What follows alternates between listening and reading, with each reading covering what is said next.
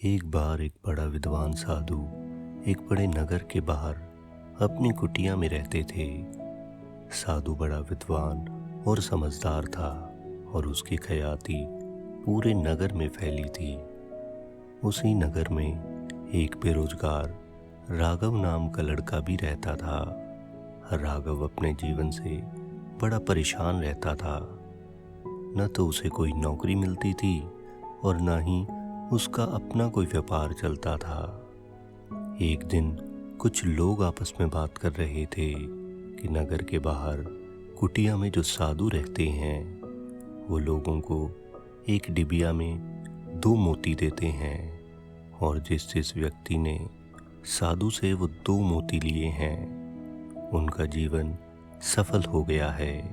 शायद वो मोती बहुत ज़्यादा बेशकीमती हैं जिनकी वजह से सबकी गरीबी दूर हो जाती है, या फिर वो कोई जादुई मोती हैं जिन्हें पाकर व्यक्ति की किस्मत बदल जाती है।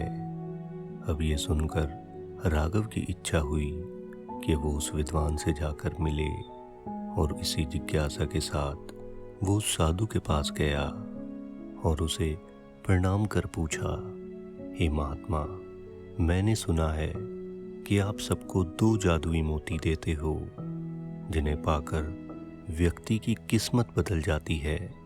साधु ने कहा, हाँ ये सच है, लेकिन तुम ये सब क्यों पूछ रहे हो?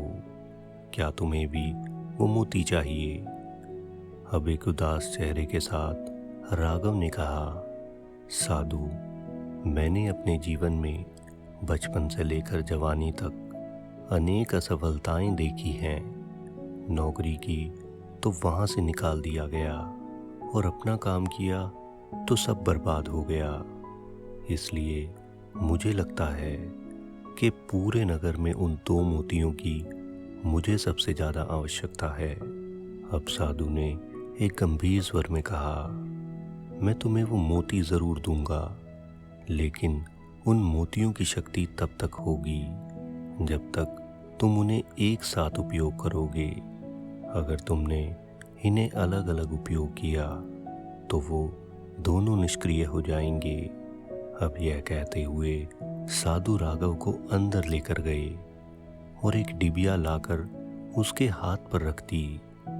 अब उस डिबिया को देखकर राघव बड़ा प्रसन्न हुआ। अब जैसे ही उसने वो डिबिया खोली तो उसमें 2 पर्चियां रखी थी। उन पर्चियों को देखकर राघव को थोड़ी हैरानी हुई। अब उसने वो दोनों पर्चियां खोली और देखा कि एक पर्ची पर लिखा था समय और दूसरी पर्ची पर लिखा था धैर्य। अब राघव को समझाते हुए साधु ने कहा कि बेटा, समय और धैर्य दुनिया के वो 2 अनमोल मोती हैं जिनका अगर आप अच्छे से उपयोग करोगे तो आप इस दुनिया में कुछ भी पाना चाहते हो वो पा सकते हो। अब राघव ने कहा, हे साधु, मैं कुछ समझ नहीं पाया, कृपया मुझे अच्छे से बताओ कि आप कहना क्या चाहते हो।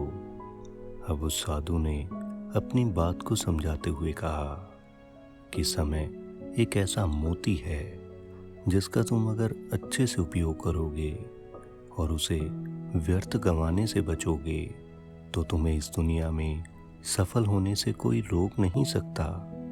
और अगर बहुत ज़्यादा मेहनत करने के बाद भी आपको सफलता नहीं मिल रही तो उस समय आपको अपने दूसरे मोती यानी धैर्य का उपयोग करना चाहिए। यानी शांति से समय का उपयोग करते रहें और मेहनत करते रहें और धैर्य रखें और अच्छे समय का इंतज़ार करें। साधु ने आगे राघव से कहा कि तुम्हारे हमेशा असफल होने का यही कारण है कि तुम हर चीज़ को समय तो देते थे लेकिन समय के साथ धैर्य नहीं रखते थे। यानी एक चीज़ जो तुम आज कर रहे हो, सबसे पहले उस काम पर यकीन रखो और उसे समय दो, और जब तक वो अच्छे से नहीं चल जाता तब तक धैर्य रखो। साधु ने आगे कहा कि ध्यान रखो, ये दोनों मोती एक दूसरे के बिना अधूरे हैं। यानी किसी एक का उपयोग करके तुम तब तक सफल नहीं हो सकते जब तक कि तुम दूसरे मोती का उपयोग नहीं कर लेते।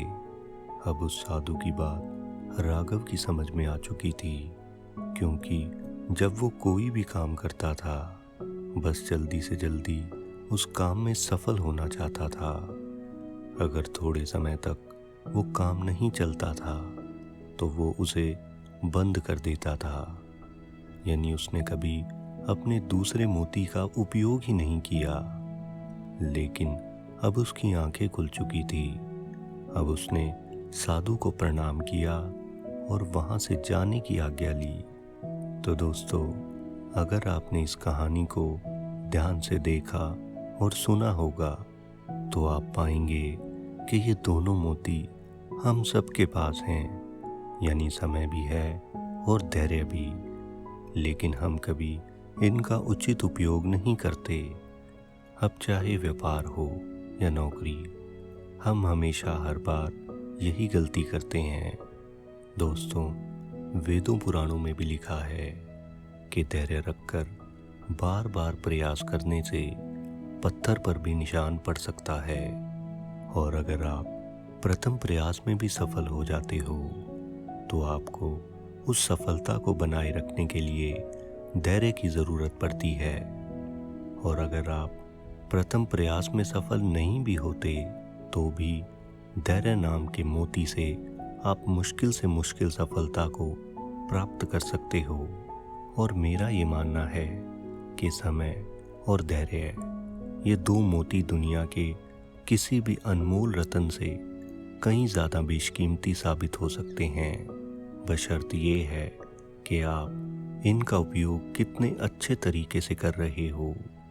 तो दोस्तों, अगर आपको हमारी ये वीडियो अच्छी लगी हो तो इस वीडियो को लाइक करें और अपने दोस्तों के साथ शेयर ज़रूर करें। और दोस्तों, हमारा उद्देश्य समाज तक अच्छी बातों को लेकर जाना है और भटके हुए समाज को इन कहानियों के माध्यम से एक अच्छा संदेश देना है। और ये चीज़ आप सबके सपोर्ट के बिना संभव ही नहीं है। मैंने देखा है कि लोग हमारी वीडियोस तो देखते हैं पर चैनल को सब्सक्राइब नहीं करते। ये एक नया चैनल है, इसलिए हमें अपने सपोर्ट स्वरूप इस चैनल को सब्सक्राइब ज़रूर करें और अपने दोस्तों के साथ शेयर करें। तो मस्त रहें, स्वस्थ रहें और देखते रहें माई स्टोरी स्टेशन की नई नई वीडियोस। धन्यवाद।